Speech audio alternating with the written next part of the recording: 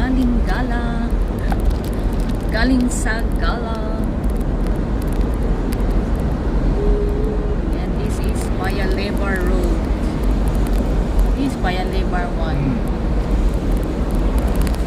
Yan ang kalsada. At least hindi masyadong traffic. Walang traffic kasi weekdays.